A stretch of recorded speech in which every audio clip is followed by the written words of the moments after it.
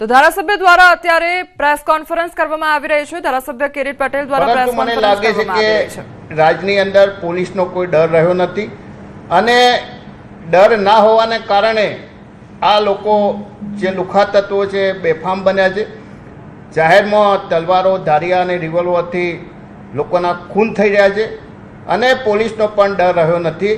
એટલે ગૃહમંત્રીને વિનંતી કરું છું કે તમે હિમાચલનો ચાર્જ સંભાળ્યો છે પણ ગુજરાતની અંદર પણ સલામતી અને શાંતિ સચવાય, કાયદો અને વ્યવસ્થા સચવાય એના માટે પણ ધ્યાન રાખો।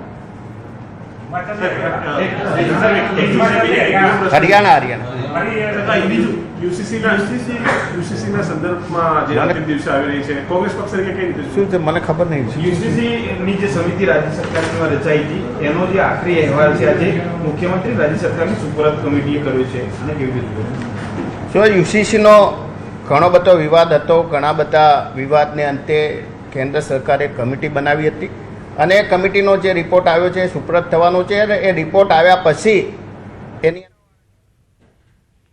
તો પાટણમાં લુખ્ખા તત્વોએ પોલીસને હંફાવી અને અસામાજિક તત્વોના આતંકનો વિડીયો વાયરલ થઈ રહ્યો છે। ત્યારે પાટણમાં લોકો સાથે પોલીસ પણ સુરક્ષિત રહી નથી અને તે દ્રશ્યો પણ સામે આવ્યા છે। યુસીસી વિધેયક અંગે સૌથી મોટા સમાચાર સામે આવી રહ્યા છે। લિવ ઇન રિલેશન અંગે મહત્વની જોગવાઈ કરવામાં આવી છે તેવું સૂત્ર તરફથી જાણકારી પ્રાપ્ત થઈ રહી છે। તો મુસ્લિમ પરણિતા માટે મહત્વની જોગવાઈ અને મુસ્લિમ પરણિતાઓને રક્ષણ આપતી જોગવાઈ તેમજ લગ્ન જીવનમાં ઉભા થતા વિવાદમાં સુરક્ષા આપવામાં આવશે તેવું પણ સૂત્રો દ્વારા જાણકારી પ્રાપ્ત થઈ રહી છે। ત્યારે 24 અથવા 25મી માર્ચે યુસીસી વિધેયક સરકાર ગૃહમાં લાવી શકે છે તે પ્રકારના હાલ સમાચાર સામે આવી રહ્યા છે।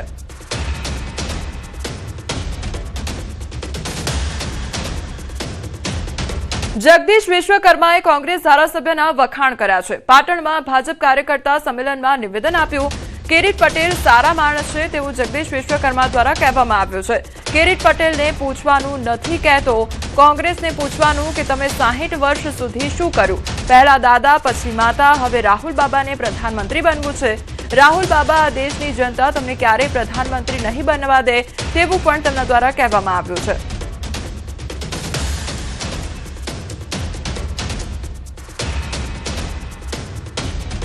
માણસ છે કિરીટભાઈ પૂછવા નથી કહેતો, કોંગ્રેસનો માણસ પૂછવાનું કહું છું। કોને પૂછવાનું? કોંગ્રેસના લોકોને પૂછવાનું।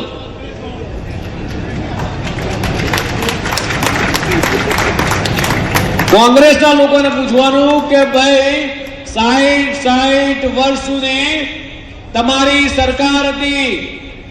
પહેલા દાદા વડાપ્રધાન, પછી માતાજી વડાપ્રધાન, પછી પિતાજી વડાપ્રધાન, એટલે પરદાદા, દાદી, પિતાજી અને હવે રાહુલ બાબાને વડાપ્રધાન થવું છે।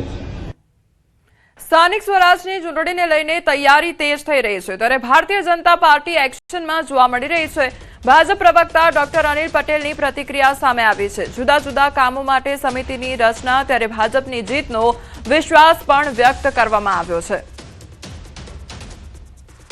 સ્થાનિક સ્વરાજ્યની ચૂંટણીઓમાં જુદા જુદા કામો માટે એટલે કે પ્રવાસ, સંપર્ક અભિયાન, ગ્રુપ મિટિંગ, જાહેર સભાઓ, જુદા જુદા પ્રબુદ્ધ નાગરિક સંમેલન, સામાજિક સંમેલન, મહિલા, યુવા, કિસાન સંમેલનો, આ અલગ અલગ વ્યવસ્થાના આધારે ભારતીય જનતા પાર્ટી હરહંમેશ ગુજરાતના દરેક મતદારોનો સંપર્ક કરતી હોય છે। ફરી એક વખત ગુજરાતમાં 95 થી 97% વિસ્તારોમાં ભારતીય જનતા પાર્ટી મજબૂતાથી જન સમર્થન મેળવશે। રાહુલ ગાંધી 23 માર્ચે આવશે ગુજરાત પ્રવાસે। ત્યારે સ્થાનિક સ્વરાજ્યની ચૂંટણી તૈયારીઓ વચ્ચે રાહુલ ગાંધી ગુજરાત ખાતે આવશે। આદિવાસી અધિકાર સંવાદ કાર્યક્રમમાં તેઓ હાજરી આપશે। તો 23 માર્ચે વડોદરામાં આદિવાસી અધિકાર સંવાદનું આયોજન કરવામાં આવ્યું છે। રાહુલ ગાંધી આદિવાસી અધિકાર અંગે વાતચીત કરશે તો ગુજરાતના આદિવાસી આગેવાનો કાર્યક્રમમાં ઉપસ્થિત રહેશે।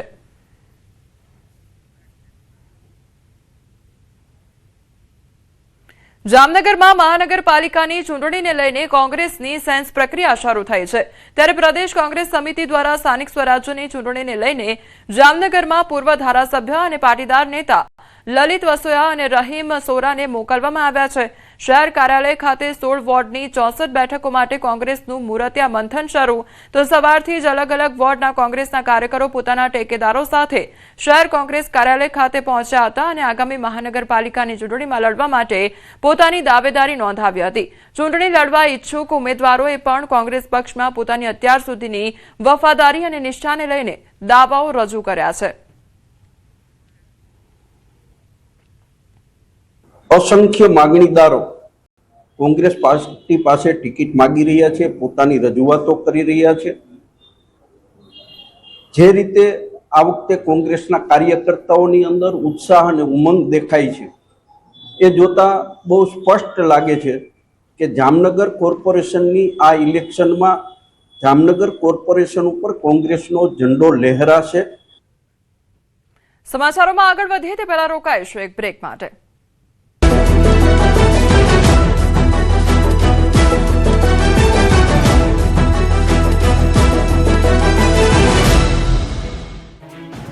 ગુજરાતમાં કાળઝાળ ગરમીને અચાનક બ્રેક લાગશે અને ઉનાળાની વચ્ચે ચોમાસું શરૂ થાય તે રીતે ધોધમાર કરા સાથે વરસાદ પડશે.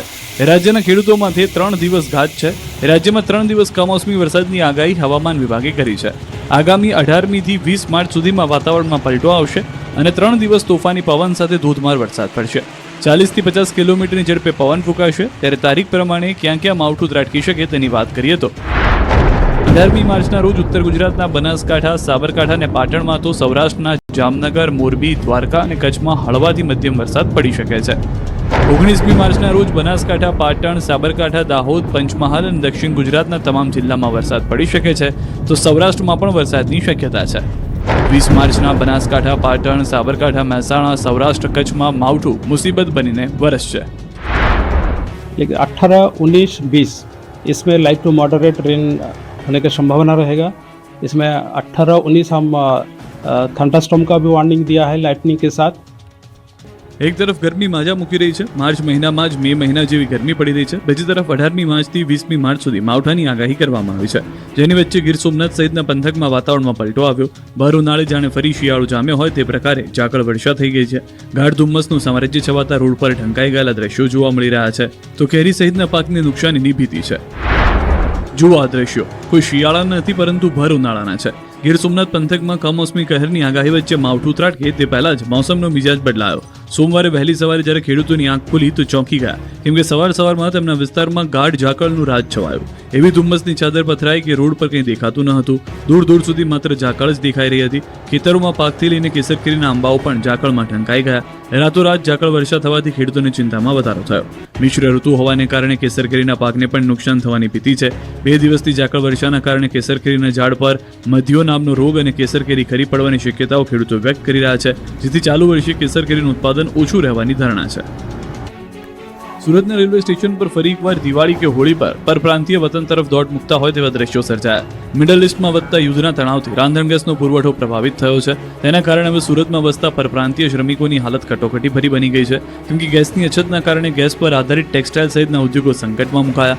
ધંધા બંધ કરવા પડે તેવી સ્થિતિનું નિર્માણ થયું, જેથી ઉદ્યોગ સાથે સંકળાયેલા કારીગરો બેકાર બન્યા. બેરોજગારીના કારણે અનેક કારીગરોને અહીં જીવન નિર્વાહ કરવું મુશ્કેલ બની ગયું છે, જેથી પોતાના માદરે વતનની વાટ પકડી. હવે તેમની ધીરજના બાણ ખૂટી જતા અને કોરોના કાળ જેવી સ્થિતિ ન સર્જાય તેવા ડરથી પરપ્રાંતિયો વતનની વાટ પકડી રહ્યા છે. રેલવે સ્ટેશન પર લોકોની ભારે ભીડ જોવા મળી હતી. ઉત્તર ભારત તરફ જતી ટ્રેનો ફરી હાઉસફુલ થવા લાગી છે. રેલવે સ્ટેશન બિહાર, યુપીના પરપ્રાંતિયો ખીચોખીચ ભરાઈ ગયેલા દ્રશ્યો જોવા મળ્યા છે. છેલ્લા